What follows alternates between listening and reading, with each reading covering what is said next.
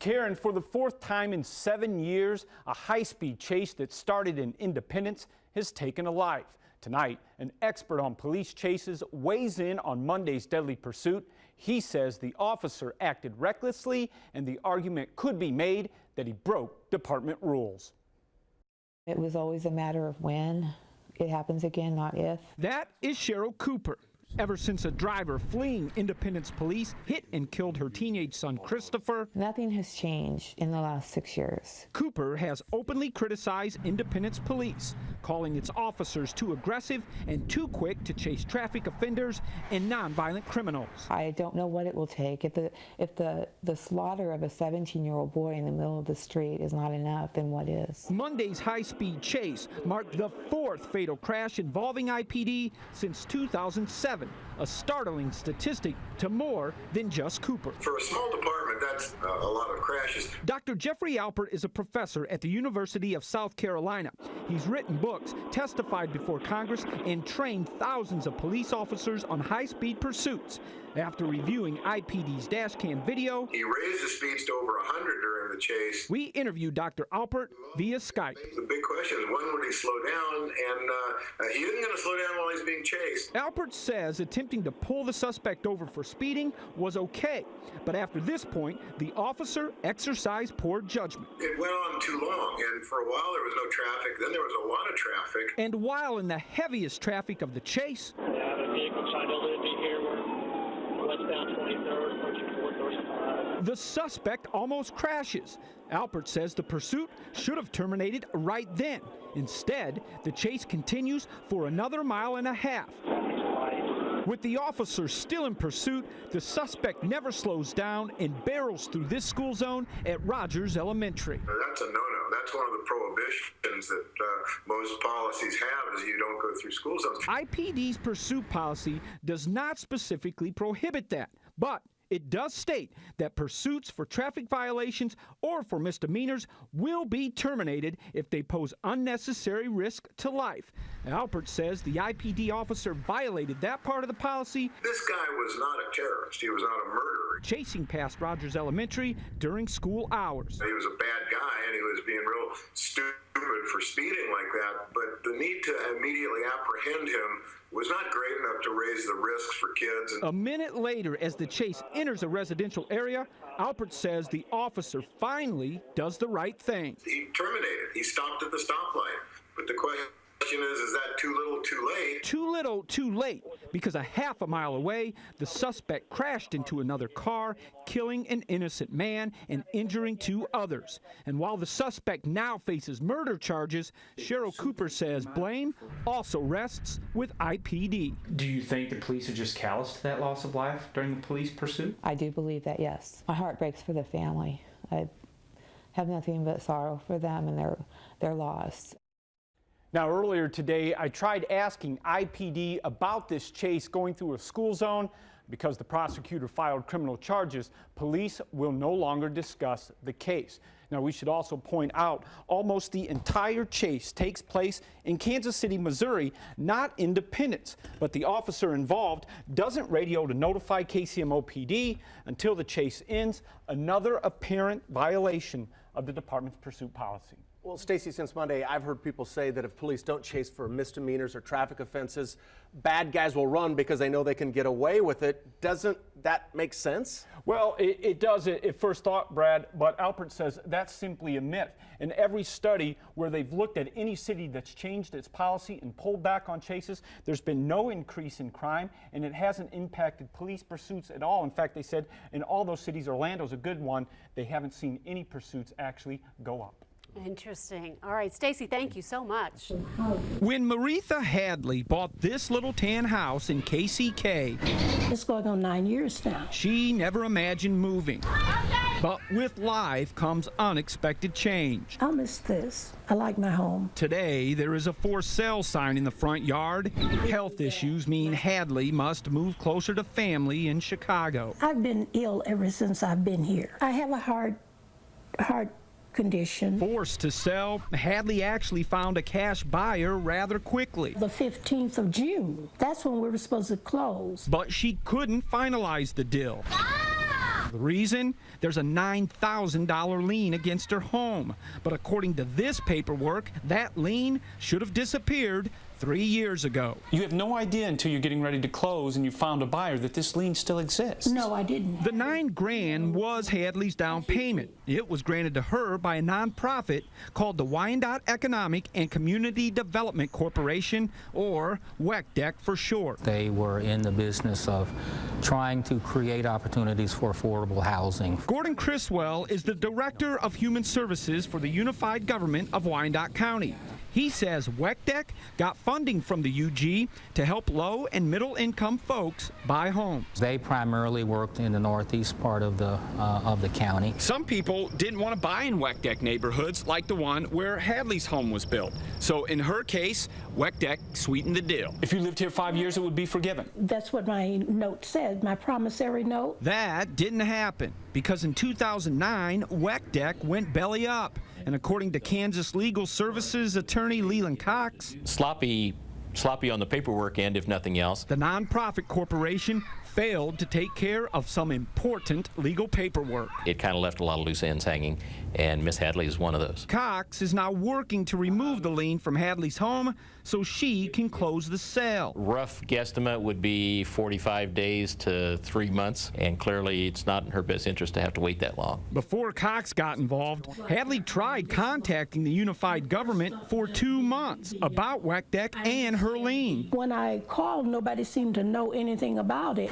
Fearing there could be more folks like Hadley, we started combing through county property records ourselves. After finding 3 more outstanding WECDEC liens, we spoke to Criswell about the problem. We didn't have any reason to go back and audit this agency that is no longer in existence. So thanks to you all, we now are aware of this, and that's a good thing. Criswell says the unified government is now working to notify several property owners there might be a bad lien against their home. The UG is also working to fix Hadley's lien. We just feel bad that this lady is having this problem. That may be too little, too late. With the lien still on her home, Hadley missed another closing date last Friday. If you can't get this lien off and the title clear, what will you do? I'll stay here. But you won't be close to family. No, I won't. So where do things stand right now? I'm told the unified government is urging WECDEC to reconstitute its board of directors to get together once and release all the bad liens. If they refuse, Cox says he'll sue to quiet the title to Hadley's home so she can sell it free and clear. But that won't happen quickly. It could take 3 to 6 months' time. Stacey Cameron, KCTV 5 News. And now Lorenzo. What happened at the Royal Stadium should have been left from that night and handled in court. The April 9th Royals game wasn't a proud moment for Morgan Humphrey. First, she got drunk. We actually started with wine here, beer bongs when we got there. Then she got belligerent with Kansas City, Missouri police at the stadium. I hadn't drank for a while, and we had a lot. Arrested for trespassing and resisting an officer, Humphrey was lucky to avoid more serious charges. This incident report says she got violent and swung at an officer. It was more of a blackout moment for me. I don't remember any of that. The report also claims Humphrey threatened to get even with cops by spitting in their food at the restaurant where she worked. I don't remember saying it at all. But you don't deny it? No, I don't deny it. If I said it, I said it. Humphrey didn't expect to hear from KCPD until her court date in June. But after her arrest, 2 cops went online posting info about Humphrey and the incident. Are those the officers that were involved in your arrest? No, they were not. The cops posting on Facebook were Officer Matt Phelps and Detective Chase Crowell. Cops, Humphrey says, she knew as restaurant customers. They had a goal to get me fired by Monday from my place of employment at the time. Did it work? It worked. Humphrey says the firing was a direct result of people calling the restaurant about the posts. Asked for comment, Buffalo Wild Wings wouldn't discuss it, only saying Humphrey was a good employee. Is that retaliation? It could be perceived as retaliation. Dr. Ken Novak is a professor of criminal justice and an expert in police protocol. He thinks this type of conduct on personal Facebook accounts probably crosses a line. It could potentially jeopardize the safety of the individual arrested. It could potentially jeopardize the court case that the prosecutor is bringing, particularly if it's perceived to be vindictive. Before Officer Phelps and Detective Crowell went to Facebook, two unknown numbers began texting Humphrey. One knew intimate details about her arrest. The other threatened to call the Department of Family Services about her young daughter. Over the next 2 weeks, both called her names and promised to keep texting. What makes you think the text messages were from the police officers? Just some of the things that they have said, the way that they know so much about what happened that night. KCTV5 checked with Kansas City Police. No one has requested a copy of Humphrey's incident report, meaning few people outside the police department knew about the arrest. KCTV5 also called both numbers texting Humphrey. No one answered.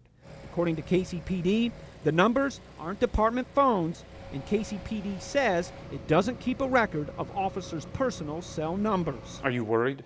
I get scared. I don't come home by myself. Make somebody walk me to my car half the time. Internal Affairs is looking into Humphrey's claims that officers are harassing her. In a phone conversation with KCTV5, Chief Darrell Forte says any investigation will be put on the fast track. He also says that a memo will go out immediately warning officers not to discuss department business on social media. It takes only one negative incident to paint the police poorly, and it takes 1,000 positive interactions or incidents to paint the police more positively. Dr. Novak thinks this incident could push KCPD to adopt an official policy about off-duty use of social media. Without that, he doesn't see Officer Phelps or Detective Crowell being disciplined, meaning Humphrey's concern will continue unless Internal Affairs traces the text messages back to someone inside the PD. I hope it's going to end simply, but I don't feel like it will. I feel like this is going to be an ongoing thing for a while. In Kansas City, Missouri, Stacey Cameron, KCTV5 News. Whether it was learning to hit and throw as a toddler, running track in the 8th grade, or perfecting his hoop skills in high school,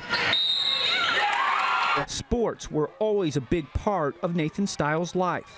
As a senior at Spring Hill High in Kansas, Nathan was a two-way starter in football and a team captain. On October 28, 2010, during the last game of his career, Nathan broke this 65-yard touchdown run.